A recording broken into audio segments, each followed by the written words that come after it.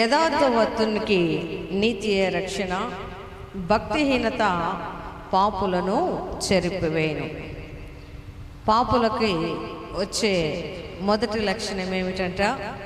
భక్తిహీనత. భక్తిహీనత అంటే మనం అనుకుంటాము అసలు వీళ్ళకి భయమే లేదు, దేవుని మీద భక్తే లేదు అనుకుంటాం.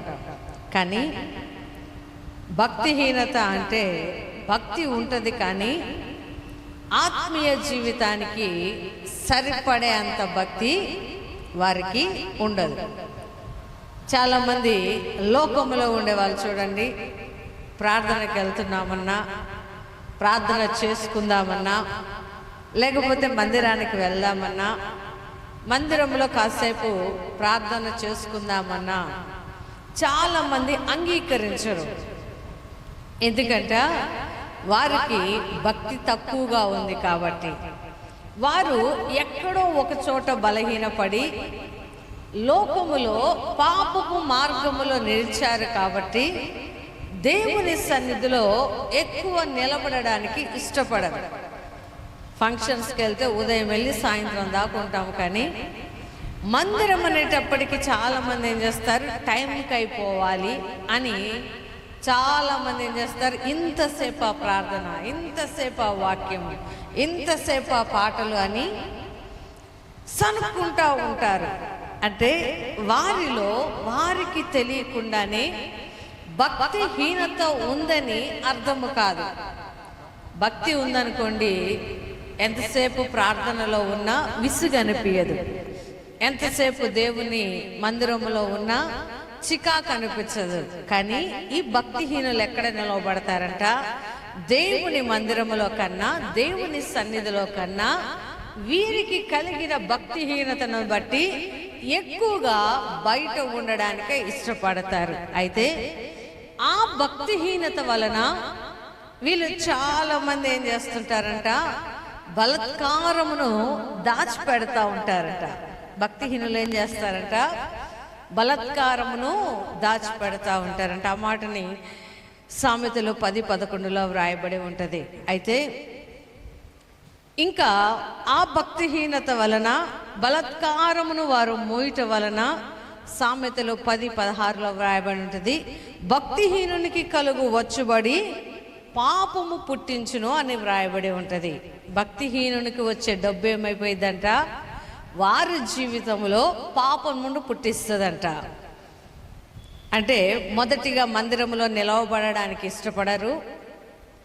లోకంలో ఎక్కడైనా చెడు జరుగుతుంటే దానిని దాచిపెట్టాలని ఇష్టపడతారు. వీరికి ఉండే ఇంకొక లక్షణం ఏమిటంట, వారికి వచ్చే డబ్బులు, ఆదాయము, దాని వలన వారి జీవితంలో పాపము పుడుతుందంట. ఈ మాటను మనము అపోస్తుల కార్యములు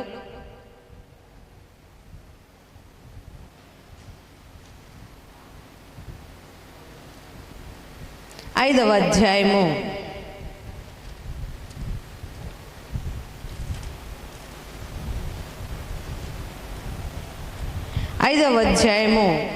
7వ వచనం నుండి కొన్ని మాటలను చూస్తే అక్కడ మనకి ఆ 5వ అధ్యాయం అంతా చాలా మందికి బాగా తెలుసు. అక్కడ ఉండేవారు అననీయ, సప్పీరా. ఈ అననీయ, సప్పీరాలు దేవుని దగ్గర ఒక ఒడంబడిక చేసుకుంటారు.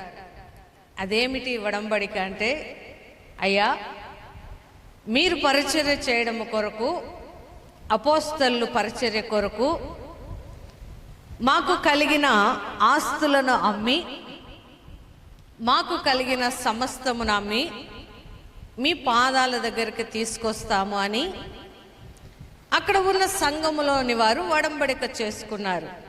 అయితే ఆ ఒడంబడిక ప్రకారం అందరూ తెచ్చి ఇచ్చారు. దేవుని దగ్గర వారు చేసిన వాగ్దానమును బట్టి అందరూ ప్రవర్తించారు. కానీ అననీయ, సప్పీరా అనే ఇద్దరు భార్యాభర్తలకి ఒక పొలం ఉందంట. ఆ పొలం అమ్మితే డబ్బులు వచ్చాయి. భార్యాభర్తలు ఆ డబ్బును చూసిన వెంటనే దైవజనుడి దగ్గరికి వెళ్ళాలనుకున్నారు. కానీ వెంటనే వారికి కలిగిన ఆలోచన ఏమిటంటే, మొదట మొత్తం ఇచ్చేద్దాం అనుకున్నారు.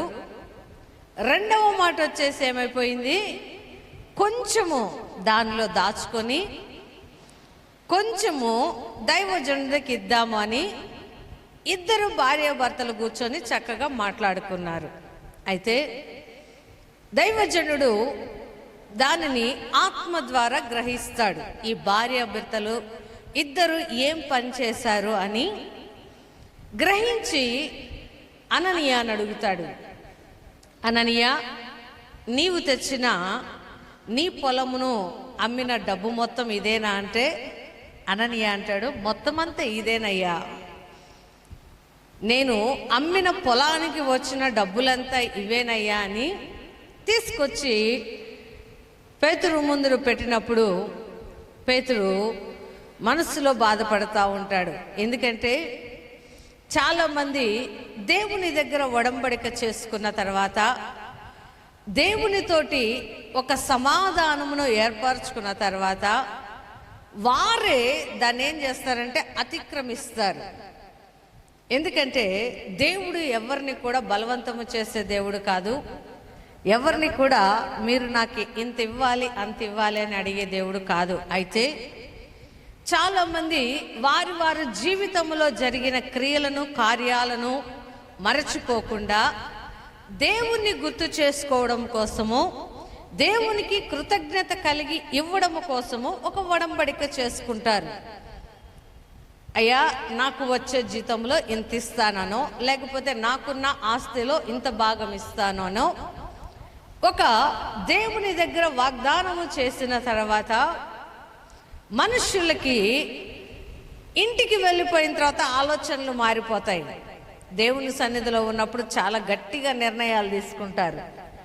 ఇంటికి వెళ్ళిన తర్వాత కుటుంబ పరిస్థితులు కావచ్చు, లేకపోతే వారికి ఉన్న సమస్యలను బట్టి ఏం చేస్తారంటే దేవునికి చేసిన ప్రమాణమును మర్చిపోయి వీళ్ళ సొంత ఆలోచనలను వీళ్ళ సొంత నిర్ణయాలు తీసుకున్నప్పుడు అది పాపముగా పరిగణించబడుతుంది. హల్లెలూయా.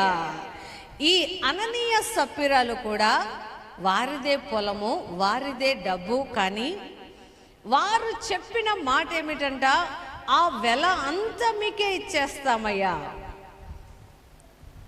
సంఘాలు కట్టడానికి, పరిచర్య చేయడానికి ఆ డబ్బును మీ చేతికి ఇస్తాము అని ఒడంబడిక చేసుకొని సగం ఇద్దాము సగం ఉంచుకుందామని మరలా రెండవ తీర్మానము చేసుకున్నారు. చేసుకున్న తర్వాత దైవజనుడు అప్పటికి అడిగితే ఏం చెప్పాలి, అవునయ్యా కొంచెం దాచుకున్నాము, మా అవసరాలకి కొంచెం ఉంచుకున్నాము అని కూడా చెప్పలేదు. చెప్పకుండా ఏం చెప్తున్నారు, మొత్తం అంతా ఇదేనయ్యా, మేము అమ్మిందంతా వచ్చిందంతా ఇదే. దేవుని ఆత్మను శోధించుటకు మీరు ఎవరు అని దైవజనుడు ఆ మాటను పలికినప్పుడు అననీయ ఆ మాటను వినిన వెంటనే అక్కడికక్కడే చనిపోయినట్లు మనము చూస్తాము. హల్లెలూయా. అంటే అతనికి వచ్చిన వచ్చుబడి ఏం చేసింది, అతనిలో పాపమును పుట్టించి దైవజనుడికి అబద్ధము చెప్పి దేవుని పనికి వారేం చేశారంట, కాస్త దాచుకొని కాస్త ఇద్దామనుకున్నారంట.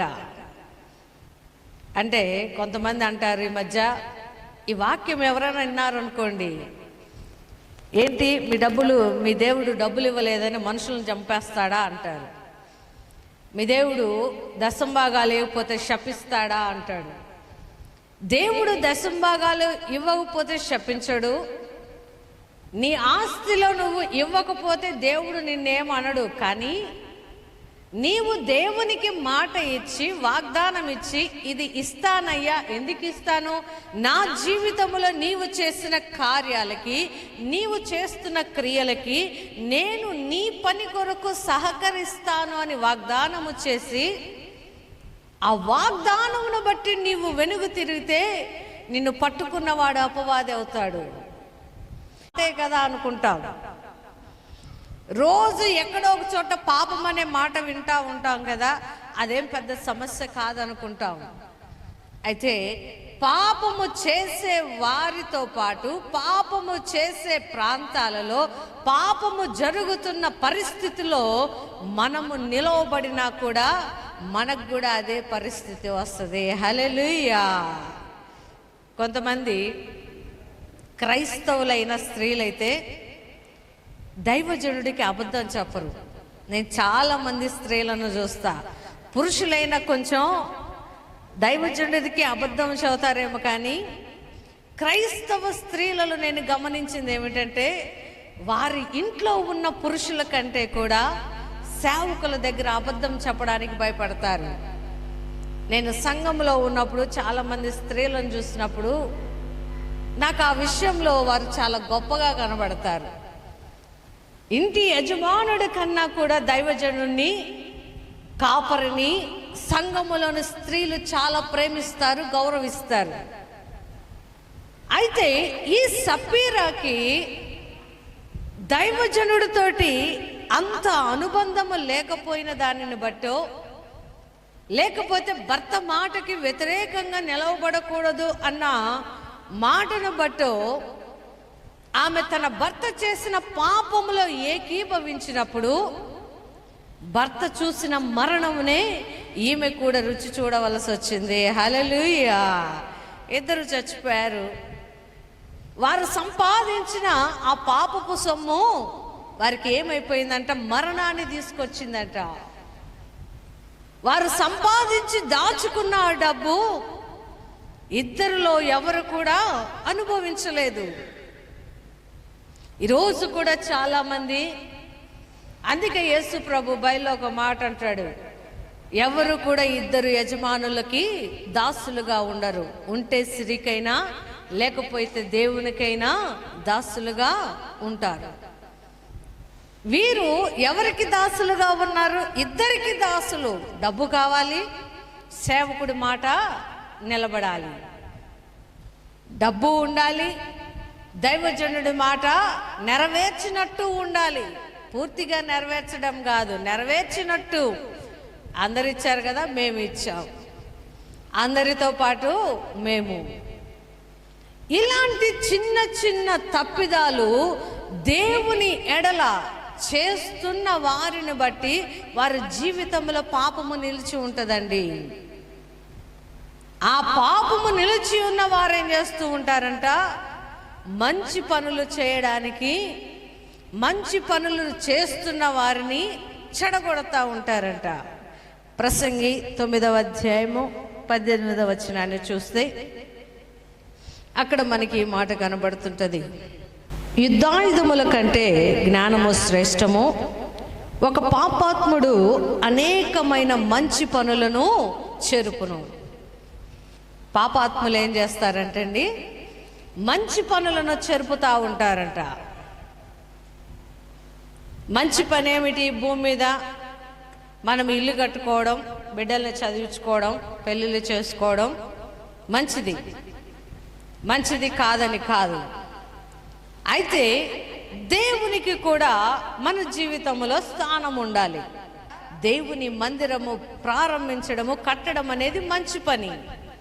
ఎందుకంటే అక్కడికి వచ్చిన వారు దేవుని మాటలు వింటారు, దేవుని యొక్క క్రియలను రుచి చూస్తారు, వారు దేవునితో సంభాషిస్తారు, దేవునితో వారు సమాధాన పడే సమయము. మందిరం అనేది అనేక విధములైన దేవుని కార్యాలకు ఉపయోగపడే స్థలం. దేవుని కొరకు ఏదైనా కూడా ఇదొచ్చింది అని ఎప్పుడు బాధపడము, కానీ మనుష్యులు అంటున్న మాటలను బట్టి బాధపడతామేమో, కానీ యేసు ప్రభుకి సంబంధించిన పని చేయాలంటే ఎప్పుడు వెనతిరగము, ఇది అవుతుందా అవ్వదా అని భయపడము. దేవుడు ఎలా నడిపించుకుంటూ వెళ్తే అలా నడవడమే దేవుడు మాకు నేర్పించాడు. హల్లెలూయా. మనుషులు ఎలా అంటే ఒక్కొక్కసారి దేవుడు తన బిడ్డలని మంచి పేరిస్తాడండి, ఉన్నతమైన స్థితి ఇస్తాడు, కానీ డబ్బులు ఇవ్వడు. ఎందుకంటే డబ్బులు ఇచ్చాడు అనుకోండి దేవుని మర్చిపోతారు. ఎందుకంటే దేవుడు అన్నాడు కదా, నువ్వు ఒకడికే దాసుడుగా ఉండగలుగుతావు, ఉంటే దేవునికైనా లేకపోతే సిరికైనా. ఇద్దరు యజమానులకి దాసుడుగా ఉంటే మునిగిపోతావు. నేను అనుకుంటాను ఒక్కొక్కసారి దేవుడు మాకు అలాంటి ఘనత ఇవ్వడం కూడా మంచిదే. డబ్బులు లేకపోయినా ఎవరి దగ్గర తలదించుకునే స్థితిలో దేవుడు మమ్మల్ని నిలవబెట్టలేదు. ఒకరిని పోయి అడిగే అవసరము కూడా దేవుడు రాకుండా ప్రతి సమయంలో ఎక్కడ మేము ఇబ్బందులు పడుతున్నామో ఆ సమయానికి ఎలాగోకలాగా దేవుడు మాకు సహాయం చేసే దేవుడు. హల్లెలూయా. ఏదైనా కూడా దేవుని కొరకు మంచి పని చేయాలంటే ఆ పనులు జరగకుండా ఏం చేస్తుంటారంటే ఈ పాపులు చెడగొడతా ఉంటారంట. ఈ మాటను చదువుతున్నప్పుడు మార్కు సువార్త 14వ అధ్యాయంలో అక్కడ మనకి ఒక స్త్రీ కనబడుతుంది. ఆమె యేసు ప్రభు యొక్క జీవితంలో ఆయన చేస్తున్న క్రియలను, మంచి పనులను చూసి ఆయనను సన్మానించాలనుకున్నది ఆ స్త్రీ. ఇప్పుడు మన ఇంటికి ఎవరన్నా వచ్చారనుకోండి, ఏం చేస్తాం? ఒక పూల దండిస్తాం, లేకపోతే ఒక షాల్ వేస్తాం, లేకపోతే కాలు కడుక్కోవడానికి నీళ్ళు ఇస్తాం, లేకపోతే గ్లాస్ మంచి నీళ్ళు ఇస్తాం. మన ఆలోచనను బట్టి మన ఇంటికి వచ్చిన వారిని సన్మానిస్తాం. అయితే అప్పటిలో ఎలా ఉండేదంటే, వారు ఒక మనిషిని ప్రేమించాలి అన్నా, ఒక మనిషిని గౌరవించాలన్నా వారేం చేస్తారంటే వారికి ఉన్న విలువైన వాటితోటి వారిని గణపరుస్తారు. హల్లెలూయా. అయితే ఈ స్త్రీ, ఆమెనే అందరూ పాపాత్మురాలు అంటారు. ఈ స్త్రీ దగ్గర ఒక విలువైన అత్తరు ఉందంట, సెంట్. మనం స్ప్రే కొట్టుకుంటాం కదా, అలాంటిది విలువైనది ఉందంట. యేసు ప్రభువు ఆ సీమోను ఇంట్లో ఉన్నాడని తెలుసుకున్నప్పుడు ఆమె గబగబా యేసు ప్రభు పాదాల దగ్గరికి వెళ్ళి ఆ అత్తరు బుడ్డిని పగలగొట్టి ఆ పరిమళ ద్రవ్యమును, పరిమళ తైలమును ఏం చేస్తుందంట, ఆయన పాదాలకు పోస్తా ఉందంట. అంటే బైబిల్ ఒక మాట వ్రాయబడి ఉంటుంది, సువార్త ప్రకటించే వారు పాదాలు బహు సుందరము అంటాడు దేవుడు. హల్లెలూయా.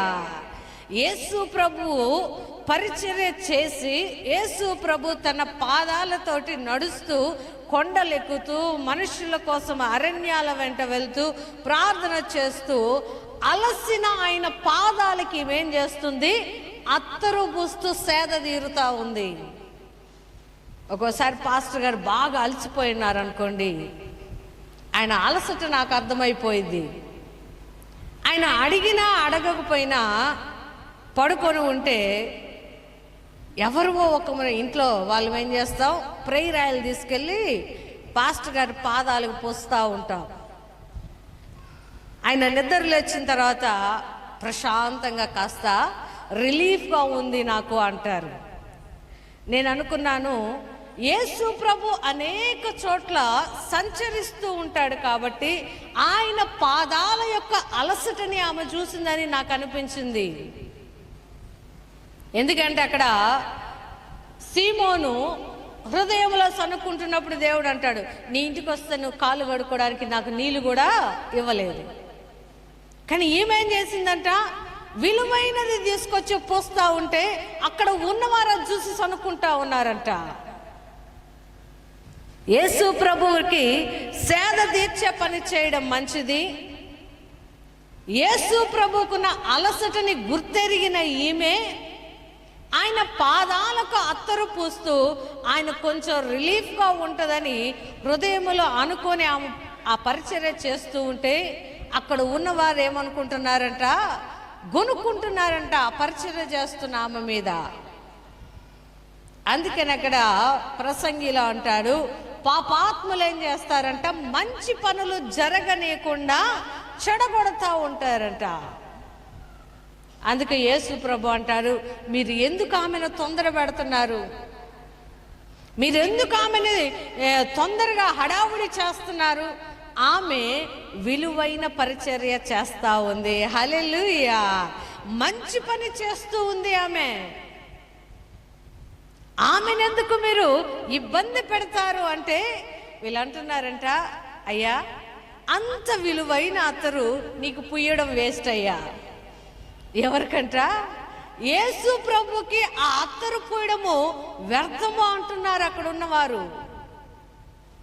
ఈరోజు చాలా మంది కూడా దేవుని పరిచర్య అన్నారనుకోండి, సేవకుల మీద ఎంత ఎత్తులు లేస్తారు. ఏందయ్యా సేవ, ఏం చేస్తున్నారయ్యా, ఏం చేస్తున్నారని, మేము ఏమి ఇవ్వాలయ్యా అని ఏం చేస్తారు? దేవుని పని అంటే చాలు ఎక్కడ లేని కోపాలు వచ్చేస్తాయి. అదే మనిషి పాస్టర్ గారు వస్తున్నారంటే 1000 రూపాయలు ఇంట్లో ఖర్చు పెడతాడు. చికెన్ చేయడానికో మటన్ చేయడానికో. పాస్టర్ పొట్టకైతే ఖర్చు పెడతారు, కానీ పాస్టర్ గారు ప్రభు పరిచర్య ఇది ఉంది అమ్మ అంటే మాత్రం ఏం చేస్తారు? సనుక్కుంటూ ఉంటారు హృదయంలో. ఇక్కడ ఉన్నవారు కూడా అదే చేస్తూ ఉన్నారు. అయ్యా, అమ్మి బీదలకు ఇవ్వచ్చు కదా, ఎందుకు దాన్ని వ్యర్థం చేస్తున్నారు? దేవుని పని వ్యర్థమా అంటే యేసు ప్రభు అంటారు, బీదలు ఎప్పుడు మీతో ఉంటారమ్మా, నేనున్నాను కదా. బీదలు ఎప్పుడు ఉంటారంట? ఈ భూమి పాడయ్యే వరకు బీదలు ఉంటారంట. నేనైతే మీ మధ్య మనిషిగా శరీరధారిగా కొంతకాలమే ఉంటాను కదా. బీదలకి పెట్టొద్దని కాదు, కానీ అక్కడ ఆమె చేస్తున్న పరిచర్యని గొప్పదిగా చేస్తూ ఉన్నప్పుడు ఈ పాపపు హృదయం కలిగిన వారు ఏం చేస్తున్నారంట? అది మంచిది కాదు. యేసు ప్రభుకి అలా చేయడము మంచిది కాదు. అందుకే కొంతమంది అంటారు, మేము దాన ధర్మాలు చేస్తాము, పేదలకు భోజనాలు పెడతాము, విధవరాలను ఆదరిస్తాము, మా ఇంట్లో ఏ కార్యక్రమాలు జరిగినా అన్నదానము చేస్తాము. మీ యేసు ప్రభు కూడా ఇవే కదా చెప్పింది. ఇవన్నీ మేము చేస్తున్నాము కాబట్టి మేమెందుకు రాము పరలోకము అంటారు చాలామంది. దేవుడు అవి చేస్తూనే వాటికంటే ముందుగా ఆయన పని చేసిన వాడే ఆయనకి ఇష్టమైన వాడు. హల్లెలూయా. అంతేకాని బీదల్ని కనికరిస్తున్నాను కాబట్టి నాకు పరలోకం ఉంటుందని కాదు. యేసు ప్రభువు లేని ఏ జీవితమైనా, ఏ పనైనా, ఏ క్రియ అయినా కూడా అది వ్యర్థమైపోయిద్ది. హల్లెలూయా. అది గ్రహించలేక వీళ్ళు అంటున్నారు, వద్దయ్యా, వేస్ట్ అయిపోతుంది నీ కాళ్ళకు పూస్తే. అమ్మి బీదలకి ఇస్తే వారు బ్రతుకుతారు అని దేవుని పనిని, దేవునికి సంబంధించిన పనులని అడ్డము చెప్పేవారు ఉన్నారు. వారు ఎవరంట? పాపాత్ములనబడే మనుష్యులు.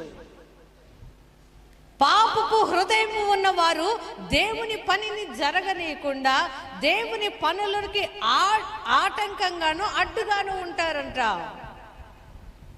అందుకే ఆయన అంటున్నాడు, పాపుల మార్గంలో నీవు నిలవబాకు. నువ్వు నిలిచావనుకో, నువ్వు కూడా ఏమైపోతావు? వారిలాగా మారిపోతావు.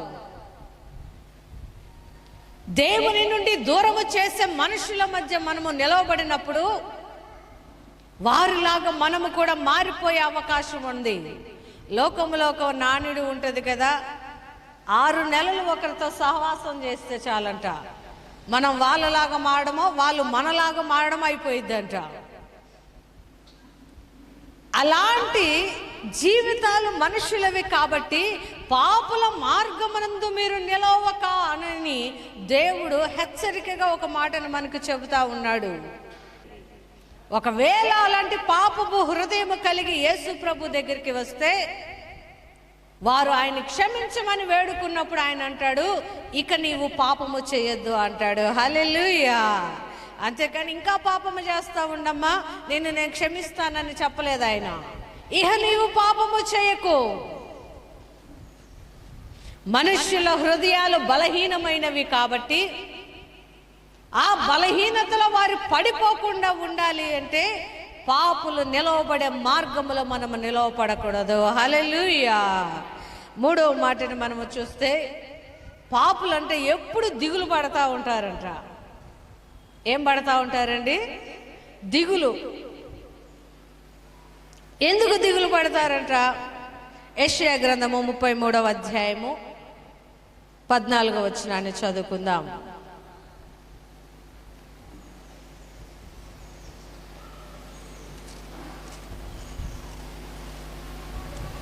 33:14 సియోనులున్న పాపులు దిగులు పడుచున్నారు,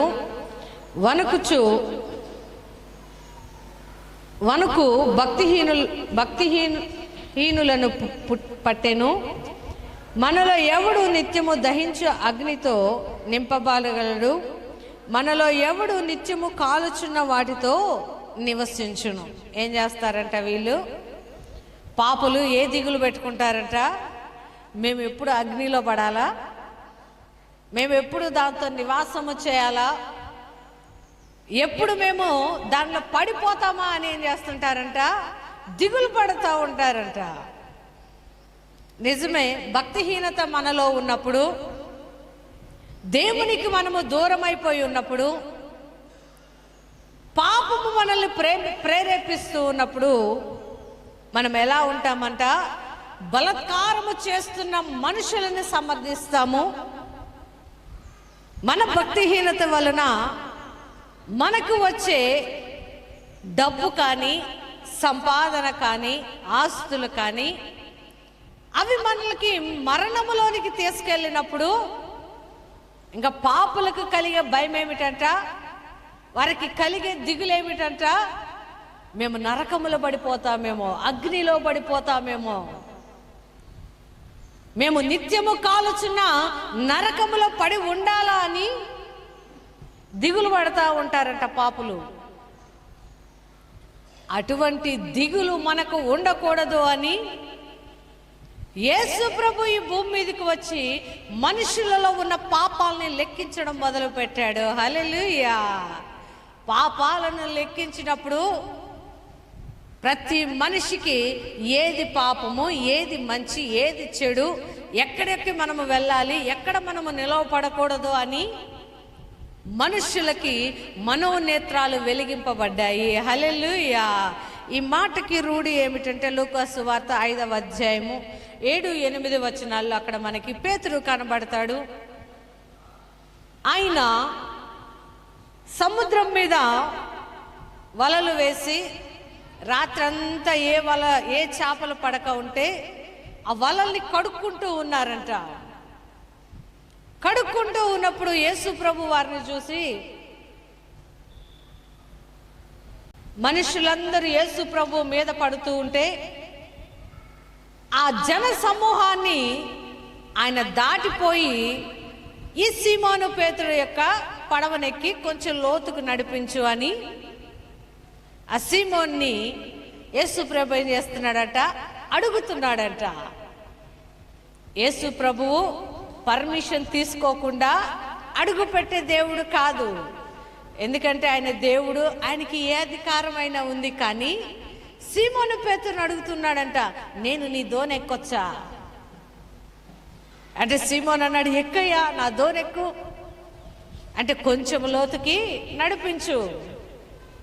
వెళ్ళాడు. యేసు ప్రభు అంటున్నాడు, వలయ్యయ్యా అంటే, లేదయ్యా, రాత్రంతా మేము పట్టాము, ఒక్క చేప కూడా పడలేదు, రాత్రంతా ప్రయాసపడ్డాము, చేపలే పడలేదు అన్నాడంట.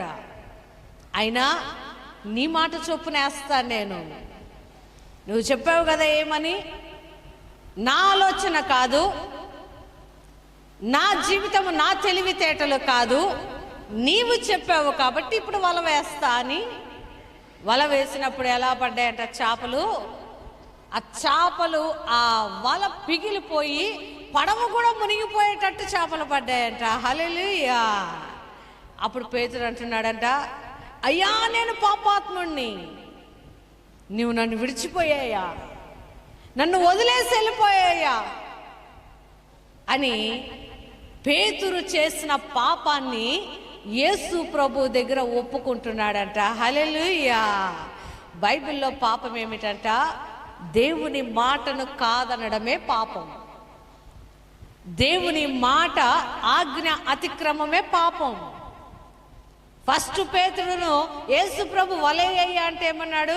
రాత్రంతా పట్టామయ్యా, అవ్వదు పని, అల్ప విశ్వాసం. సరే నువ్వు చెప్పావు కాబట్టి వేస్తున్నా.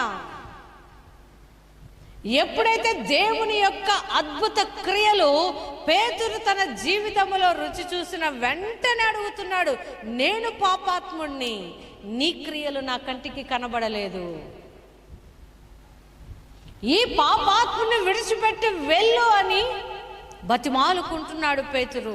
అంటే యేసు ప్రభు మన జీవితంలోనికి వచ్చిన తర్వాత, యేసు ప్రభు మన జీవితాన్ని ఏలుతున్న తర్వాత ఏది పాపము ఏది పాపము కానిది అని మనకి బాగా నేర్పిస్తాడు. హల్లెలూయా. నేర్చుకున్నప్పుడు మనము దిగులు పడము. యేసు ప్రభు అంటాడు, ఆ మరణము నుండి తప్పించడానికి, జీవములోనికి దాటించడానికి నేను వచ్చాను. అలాంటి మనము యేసు ప్రభు మార్గంలో నిలవబడితే పాపులలాగా దిగులు పడని అవసరము లేదు. పాపులలాగా దేవునికి వ్యతిరేకంగా మాట్లాడవలసిన అవసరము లేదు. పాపులలాగా మంచి పనులు, దేవుని పనులు చెడగొట్టడానికి కూడా మనకి మనసు రాదు. హల్లెలూయా. ఈరోజు మనము పాపుల మార్గములో నిలవబడితే వాళ్ళు దిగులు పడినట్లే మనము కూడా అగ్నిలోనికి వెళ్ళిపోతామా అని బాధపడాలి. పేతురు గ్రహించుకున్నాడు, నేను పాపిని అంటే యేసు ప్రభు అన్నాడు, నేను మరణములో నుండి జీవములోనికి నిన్ను దాటిస్తాను. హల్లెలూయా. ఇప్పుడు మనము భయపడాల్సిన పనే లేదండి. హల్లెలూయా. ఒకవేళ మనము పాపము చేస్తే మన పాపాలకి పరిహారంగా ఆయన బలి అయిపోయి మనకు జీవం ఇస్తానని వాగ్దానము చేశాడు. కాబట్టి దిగులు పడకుండా ఆయన రక్తములో మనము పాపాలు కడుక్కున్నప్పుడు పాపుల మార్గములో మనము నిలవబడమండి. పాపులు నడుస్తున్న మార్గము వైపు కూడా మన దృష్టిని పెట్టము. పాపులు చేస్తున్న ఆ చెడ్డ పనుల మీద మన మనస్సును పెట్టుకోము. ఎప్పుడు మన మనస్సును పెట్టుకోమో తెలుసా? మన మనోనేత్రాలు వెలిగింపబడి యేసు ప్రభువుని చూసినప్పుడు, పేతురు ఎలా అయితే ఆయన క్రియలను రుచి చూసి దేవుని యొక్క మహిమను గుర్తించాడో, అలా మనము ఎప్పుడైతే గుర్తిస్తామో మనుషుల పాపము వెళ్ళే మనుషుల మధ్య కానీ వారి మార్గములో నిలవబడకుండా దేవుని మార్గములో మనం నిలవబడే వారిగా ఉంటాము. హల్లెలూయా. కాబట్టి నశించిపోయే పాపుల వైపు మనము చూడొద్దు, కానీ వారి గురించి ప్రార్థన చేస్తూ వారిలాగా దేవుని క్రియలకి దేవుని పనులకి అడ్డుగా ఉండకుండా, దిగులు పెట్టుకొని ఏదో పోగొట్టుకున్నట్టు ఉండకుండా, ఆయన సన్నిధిలో ఎవరైతే ఆనందిస్తారో సంతోషిస్తారో వారు ఆయన జీవమును పొందుకున్నవారు. హల్లెలూయా. అటు జీవమును దేవుడు మనకు దయచేయునుగాక. ఆమేన్.